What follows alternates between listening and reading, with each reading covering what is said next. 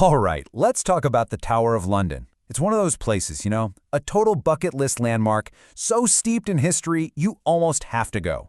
But let's be real, visiting can feel like a battle in itself, a fight against massive crowds, long lines, and just the sheer weight of 1,000 years of stories. So today, we're not just going to tour the tower, we're going to create a game plan, a strategy to conquer it.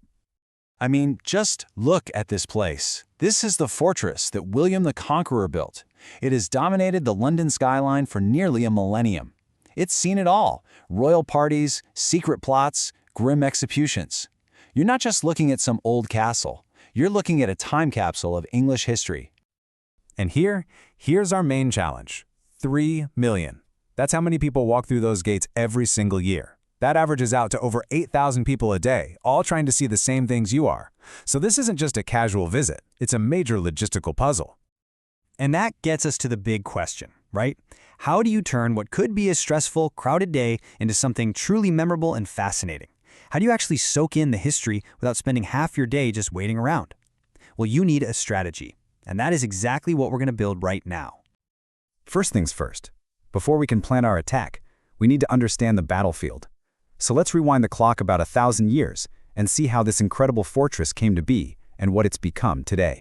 What's so amazing here is seeing how it evolved. The tower wasn't just built all at once. Nope. It started way back in 1078 with the iconic White Tower. Then, over the next few hundred years, it just kept growing, adding layers of walls and towers, becoming the massive fortress we see today. By the 1600s, its glamorous life as a palace was fading, and its darker reputation as a prison was taking over, which all led to it becoming a globally important World Heritage Site in 1988. And that whole evolution leads us to the most fascinating thing about the tower: its split personality.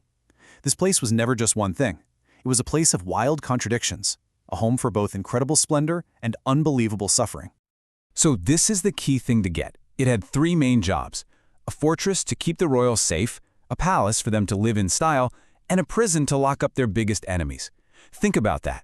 That combination was an incredible symbol of power. It basically screamed, this is the reward for loyalty, and this is the price for betrayal, all within the very same walls. And you can literally see this double life written all over the place. You've got the White Tower, this raw symbol of power, and of course the dazzling crown jewels representing centuries of royalty. But right nearby, you have Traitor's Gate and the execution site, chilling reminders that for every moment of glory, there was an equally grim, often bloody consequence. And nothing, I mean nothing, shows this contrast better. On one side, you have the world of queens, like Anne Boleyn. On the other, the harsh reality of prison and torture. And the most mind-blowing part? Anne Boleyn lived through both. She arrived at the tower to prepare for her grand coronation, and then returned just 3 years later as a prisoner, to be executed right there. But the tower isn't just a collection of stone and ghost stories. It's a living, breathing place, protected by guardians who are as much a part of its history as the buildings themselves. Meet the Yeoman Warders, though you probably know them as Beefeaters. They are the official guardians of the tower. And they're not just for show. They're all distinguished military veterans. And get this, they and their families actually live inside the tower walls. They are also incredible storytellers, and their tours are absolutely legendary. And then there are the other famous guardians, the feathered ones. There's an old legend that says if the 6 resident ravens ever fly away from the tower, the kingdom of Britain will fall. So to this day, there are always at least 6 ravens living there, their wings just lightly clipped, making sure that prophecy never, ever comes true. Okay, so we've got the history, we've got the legends, we know the layout. But as tough as the guardians are, they can't protect you from the biggest threat to your visit, the crowds. For that, it's time to get tactical. This is where we turn all that knowledge into a data-backed plan to make sure your visit is amazing. Let's start with the #1 bottleneck, the crown jewels. This chart says it all. If you visit in the middle of summer, you could easily be waiting in line for an hour. But if you go during an off-peak, midweek time, that wait shrinks to less than 15 minutes. That is 45 minutes of your life you just got back to explore everything else.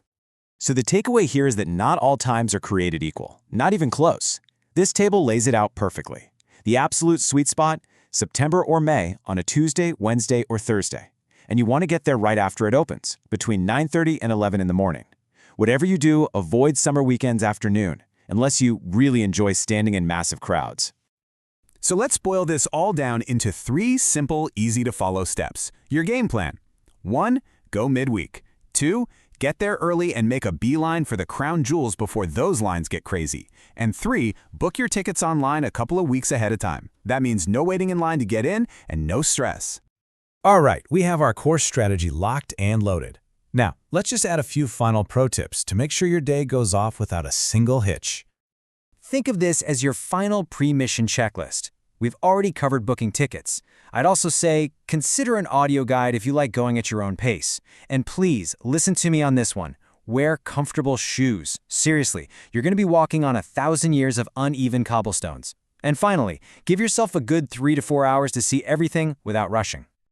So, let's recap the mission. The challenge is huge, a 1,000-year-old fortress swarmed by 3 million people. But the strategy is simple. You hit that off-peak sweet spot. Your primary target is the crown jewels, then you can explore the rest. And the result? A day filled with awe and history, not a day filled with frustration and long lines. And with that, your plan is complete. You are no longer just another tourist getting swept along by the crowd. You are a prepared explorer, ready to unlock the secrets of this incredible fortress. 1,000 years of history are waiting for you. Now, you know how to conquer it.